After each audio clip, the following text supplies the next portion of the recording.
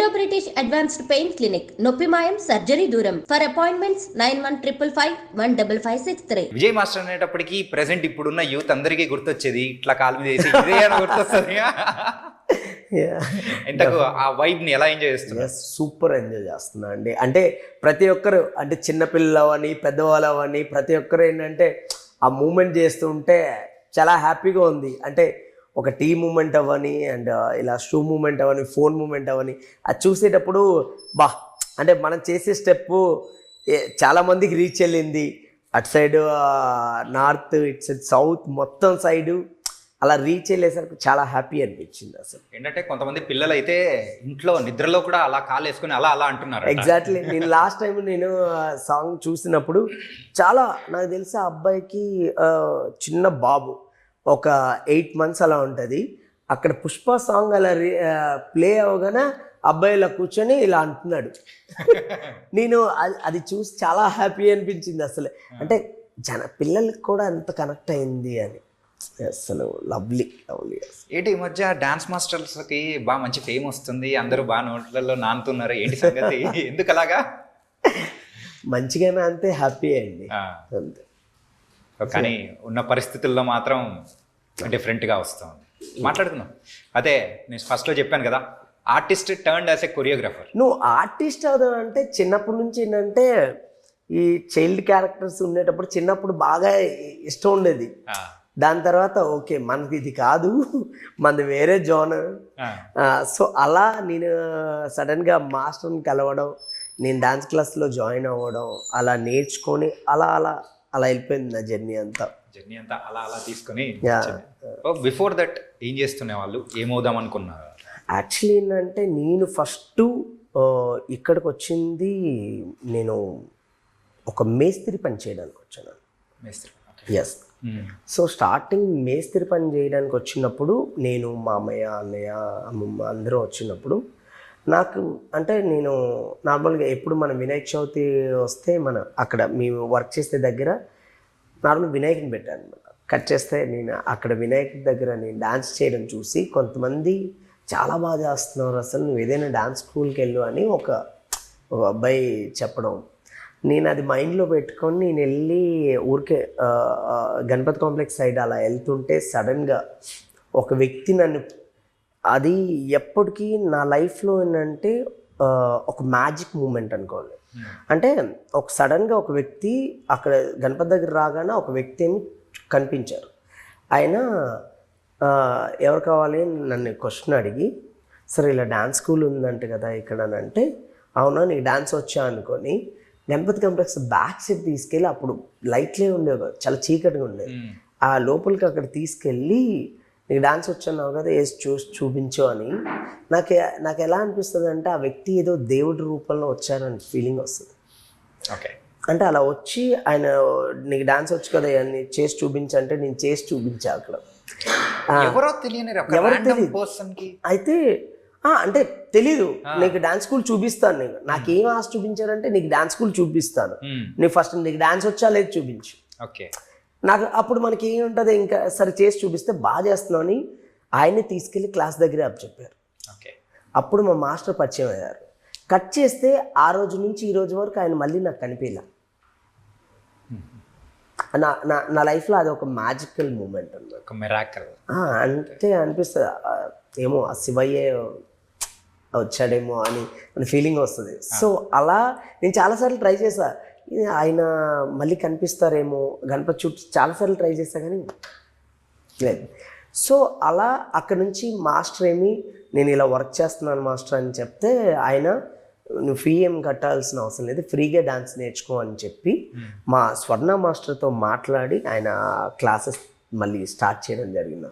అలా క్లాసెస్ నేర్చుకుంటూ అక్కడే నేర్చుకొని అక్కడే మళ్ళీ పిల్లలకి డాన్స్ క్లాస్ చెప్పడం స్టార్ట్ అయింది.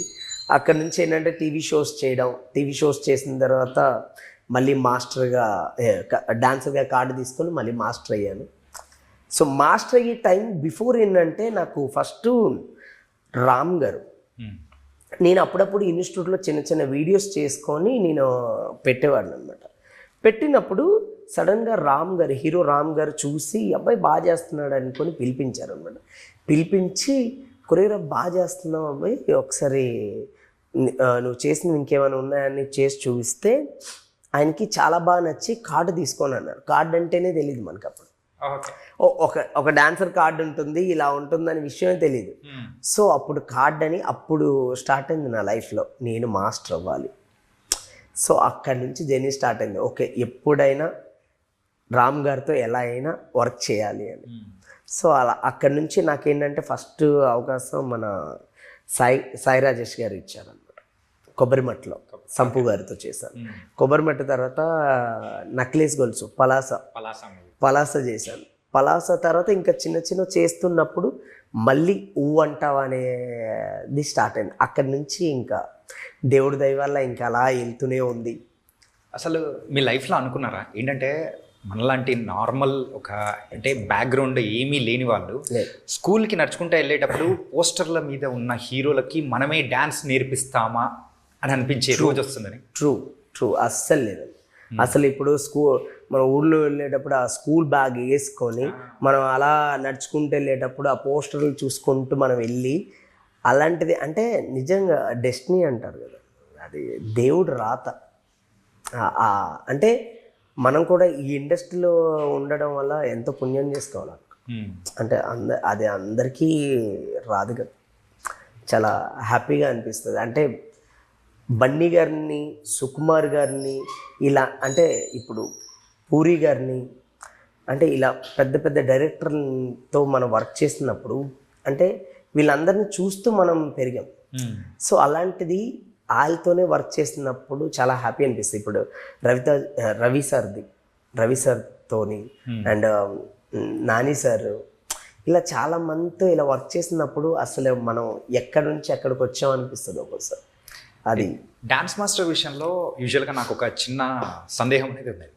ఏంటంటే మీరు స్టెప్స్ ముందుగానే సాంగ్ ఏదైనా వచ్చిందంటే అంటే హీరోకి తగ్గట్టు మీరు డిజైన్ చేస్తారా, లేకపోతే మీరు స్టెప్స్ తీసుకెళ్ళి ఆ హీరోతో వేపిస్తారా, ఎట్లా చేస్తారు అసలు? First hero characterisation and hero body language, ఆ బాడీ లాంగ్వేజ్ బట్టి మనం కంపోజ్ చేస్తాం.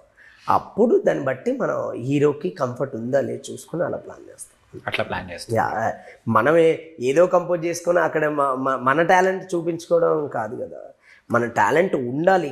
బట్ అక్కడ హీరో ఎలా చేస్తున్నారో ఆయన బాడీ లాంగ్వేజ్ ఏంటి, ఆయనకు ఒక స్టైల్ ఉంటుంది, ఆ బాడీ లాంగ్వేజ్ బట్టి ఎలా.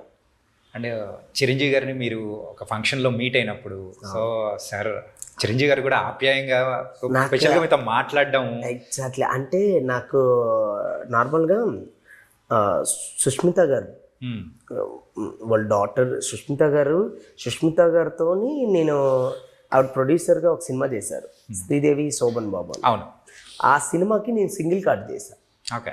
సింగిల్ కార్డ్ చేసిన తర్వాత ఆ సినిమా రిలీజ్ ఎంత అయిపోయిన తర్వాత ఒకరోజు ఇది మన వాల్తేరు వీరయ్య సాంగ్ జరుగుతుంది, నడ్డి చెప్పి ఆ సాంగ్ జరుగుతున్నప్పుడు నేను వెళ్ళాను అనమాట సెట్కి. బాస్ని ఒక్కసారి లైవ్లో చూడాలి, ఆయన డాన్స్ ఎలా చేస్తున్నారు ఏంటి ఒక్కసారి చూద్దామని కట్ చేస్తే సుష్మిత గారు అక్కడ ఉన్నారు. అప్పుడు సుష్మిత గారు పిలిచి బాస్ని పరిచయం చేశారు. చిరు సార్ని పరిచయం చేసేసరికి ఆయన షేక్ హ్యాండ్ ఇచ్చినప్పుడు అంటే ఒక హ్యాపీనెస్. అంటే చిన్నప్పటి నుంచి ఆయన సినిమాలు ఆయన సాంగ్స్ చూసుకొని పెరిగాము.